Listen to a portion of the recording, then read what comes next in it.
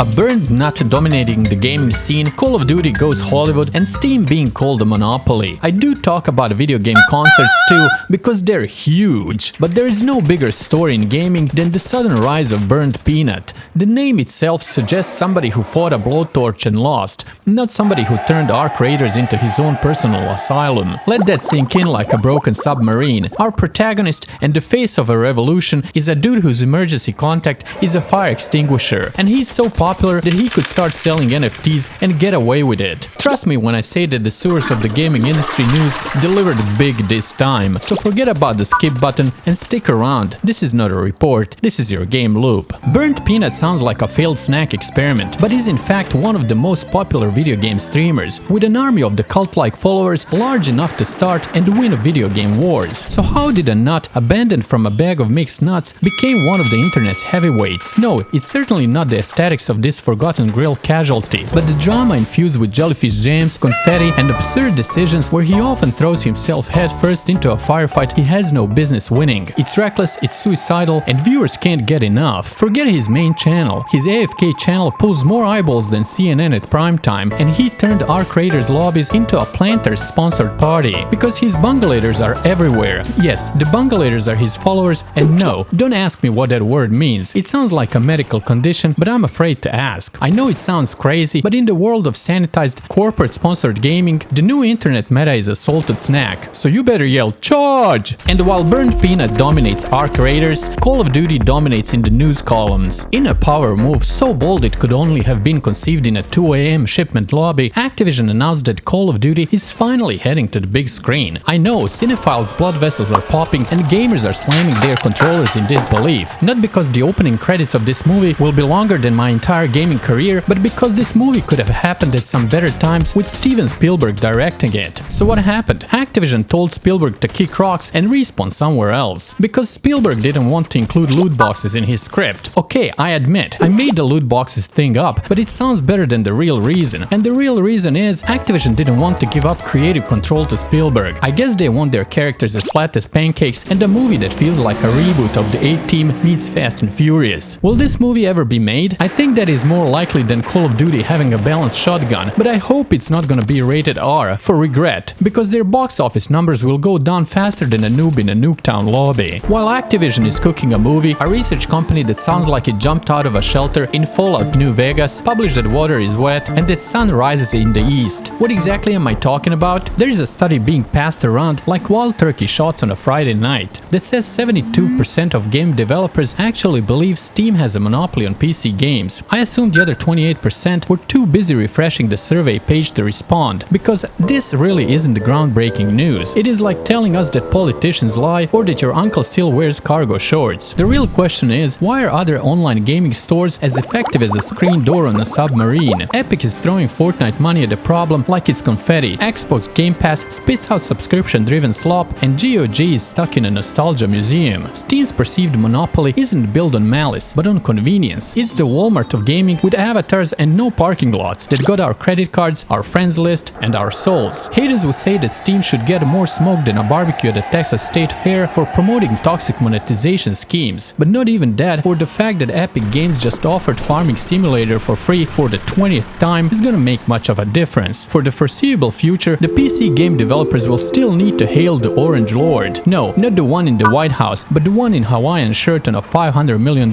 yacht. If you think gamer outing involves a new expansion pack and maybe a trip to the bathroom, think again. For decades, haters operated under assumption that gamers are hermits who dwell in their mother's basements, fueled by Mountain Dew and the faint scent of stale Doritos. Now, haters have been shattered like a cheap controller after a rage quit, because gamers are getting dressed up with their ill-fitting blazers to attend concerts. Yes, you heard that right, but let me repeat, video game concerts are a big thing, and they play in front of sellout crowds at prestigious theaters across the world. All of a sudden, many brains across this world are short-circuiting faster than a PlayStation trying to run Cyberpunk 2077 1977 on launch day. Because 10 years ago, inviting a gamer to go outside was a hate crime in 38 states, and now they're paying to listen to violins and cello. Allegedly, tickets are so hard to find that you can't get a seat unless you've prestiged in Call of Duty or no-hit Millennia and Elden Ring. And for all of you that went to one of these spectacles, do you politely clap at the end or just spam GGEZ in your heads, asking for a friend? This was your game loop from the sewers of the gaming industry.